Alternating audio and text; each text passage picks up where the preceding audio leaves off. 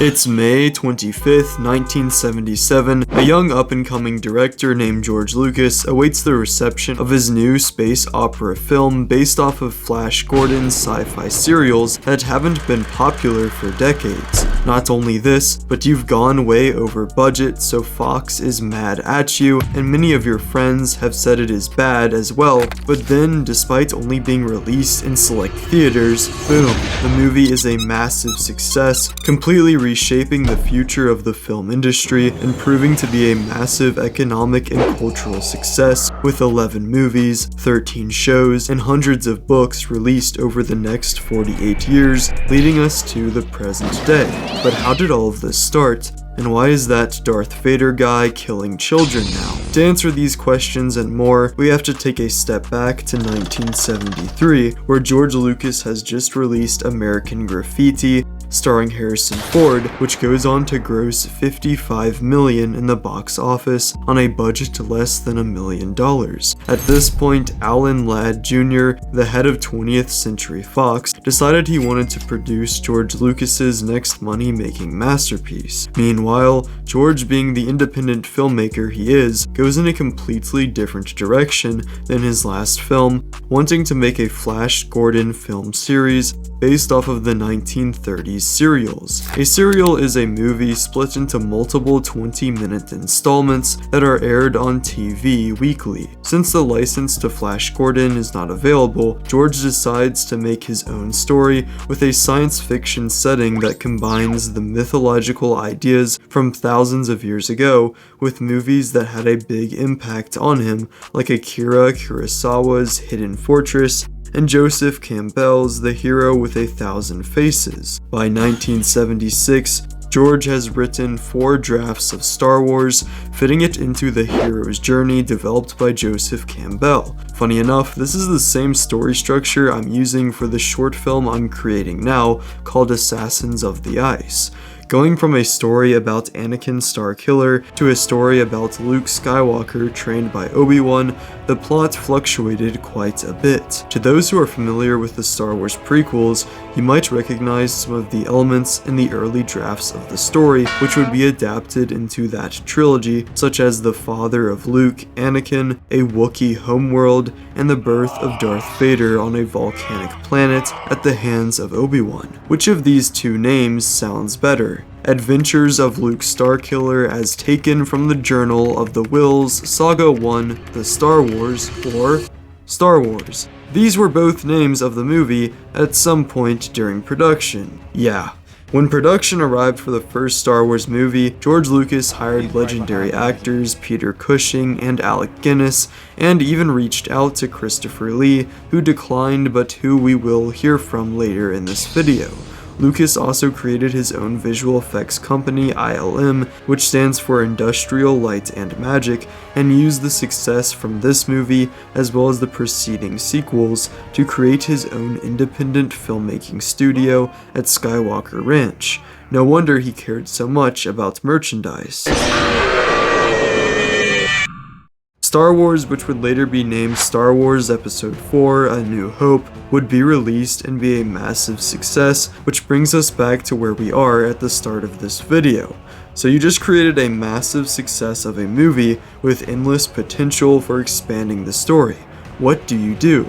A. Stop work on the franchise altogether, or B. Make a bunch of the coolest sequels and prequels of all time.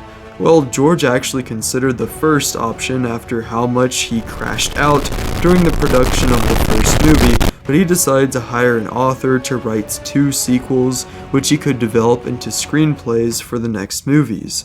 Lucas wanted to take a step back for these next movies, and wanted to let other directors and writers be able to do most of the heavy lifting, so he could focus on building up his new company. After some time, George decided he wanted to make more elaborate sequels for himself, so he canceled the use of Alan Dean Foster's story, which became the first Star Wars expanded universe novel known as Splinter of the Mind's Eye. Author Leah Brackett helped George Lucas write the script for The Empire Strikes Back, but sadly, she would die of cancer after their first treatment of the script, which was before the reveal of Vader as Luke's father was ever thrown in the story. The Empire Strikes Back was another success, albeit a darker one, and with this, George Lucas started work on the third Star Wars movie, which was the sixth part of the story, Revenge of the Jedi.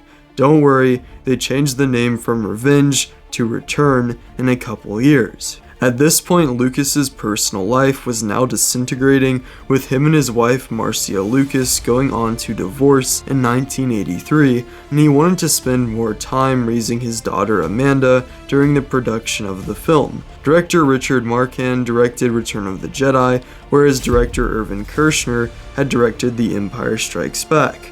Despite Return of the Jedi being the least well-received of the trilogy, it also was successful at the box office and closed one of the most famous trilogies in film history.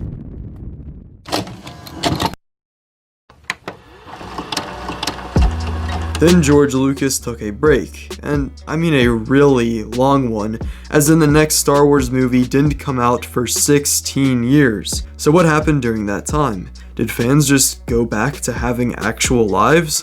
Well, no, that would be way too valuable. Instead, we got the many expanded universe novels, such as Heir to the Empire, which followed the stories of Luke, Han, and Leia after the downfall of the Empire, and also a Thrawn trilogy and Dark Empire graphic novel series. And we have one last stop before getting to the Prequel Trilogy, which is the special editions. After making episodes 4, 5, and 6, Lucas always has things he wished to change. Due to the limitations of technology and budget at the time, he was unable to truly fulfill his vision. Strike me down with all of your hatred, and your journey towards the dark side will be complete. While the majority of these changes were minor and purely aesthetic, especially the inclusion of Jedi rocks,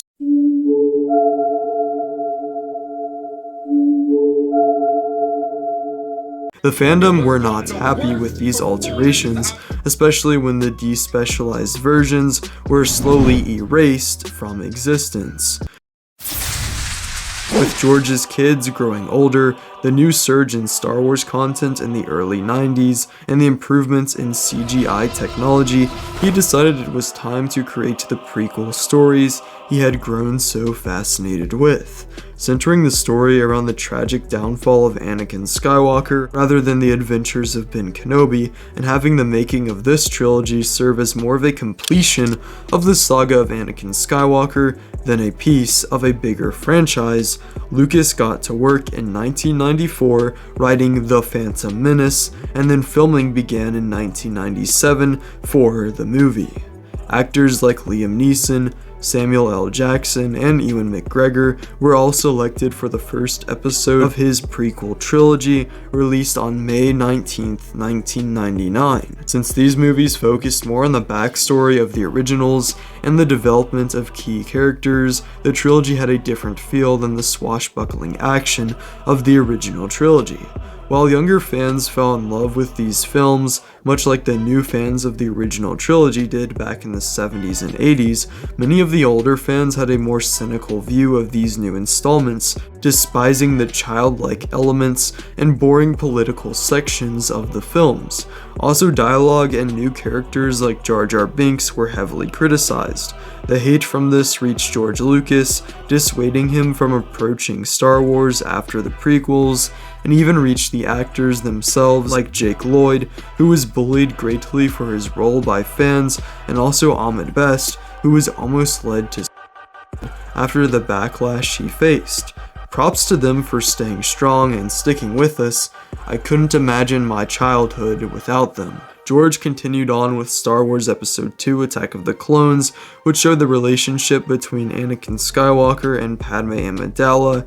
Also, it showed the rise of the separatist movement with Count Dooku, played by Sir Christopher Lee, who we mentioned earlier, as well as the introduction of the Clone Wars and Clone Troopers, both of which would become a huge part of the fandom and lore in the approaching years. The 2003 2D animated series Clone Wars was created created as a tie-in to Star Wars Episode 3: Revenge of the Sith, which brought the saga together and finally showed the final turn of the Jedi Knight Anakin Skywalker. We do not grant you the rank of Master. Into the Sith Lord Darth Vader, and the confrontation between Anakin and Obi-Wan, as well as the extinction of the Jedi, which yes, included Anakin killing the younglings, and the creation of the Galactic Empire.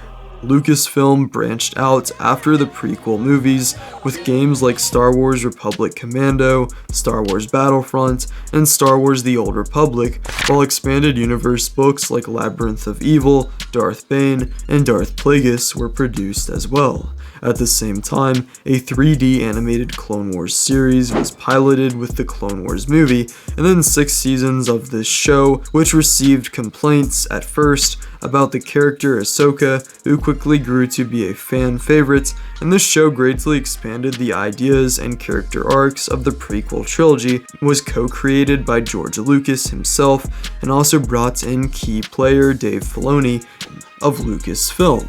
However, in 2012, George Lucas inevitably sold Lucasfilm over to Bob Iger and Disney, which resulted in the cancellation of the Clone Wars and other Star Wars projects at the time, like the Boba Fett game 1313, redefined what was previously known as the Expanded Universe as now Legends, separating this from the new canon to allow future projects to take place in the post-Empire era, and also brought about the creation of many new Star Wars shows and movies. One of these projects was Star Wars Rebels, which aired from 2014 through 2018 and featured a band of rebels in between Episode 3 and Episode 4, known as the Ghost Crew, who were comprised of many new characters like the Force-sensitive Kanan Jarrus and Ezra Bridger, and also brought back Ahsoka Tano and Darth Vader for a devastating confrontation, as well as the Legends character Thrawn. Despite being considered too focused on a younger audience at this time, this show quickly grew to a similar amount of praise as the Clone Wars previously possessed. But real quick, here's the Christian advice of this video. If you want to get back to the main video, then you can skip to this time right here. Now today I actually want to talk about idolatry and modern society's overindulgence in music and over-reliance on music. Basically what I'm getting at here is if you are truly a Christian, then you should not rely on worldly things like music or, I don't know, celebrity gossip, anything like that that's sort of, going towards idolatry and really getting your strength and relief from something like that, which is a worldly thing, rather than through prayer and through faith in God, then this will unfortunately keep you behind and keep you from where God wants you to be. And getting back to the video, just a reminder, we do have a new spring merch drop with some really fire hoodies that have some Christian messages on them, as well as some 20th anniversary Revenge of the Sith messages.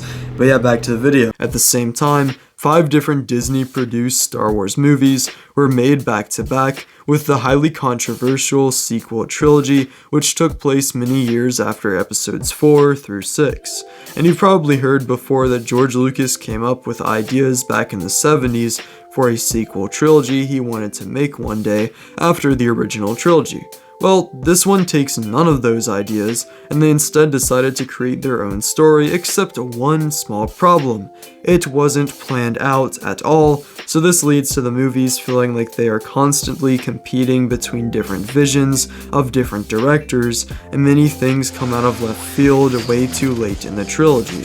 Somehow Palpatine returned. Despite this, Rogue One was a spin-off movie that told the story of the band of rebels known as Rogue One, who stole the Death Star plans before transmitting them to the Tantive 5 before A New Hope. Solo, a Star Wars story directed by Ron Howard, a friend of George Lucas, told the origins of Han Solo's reign as an infamous smuggler in the galaxy.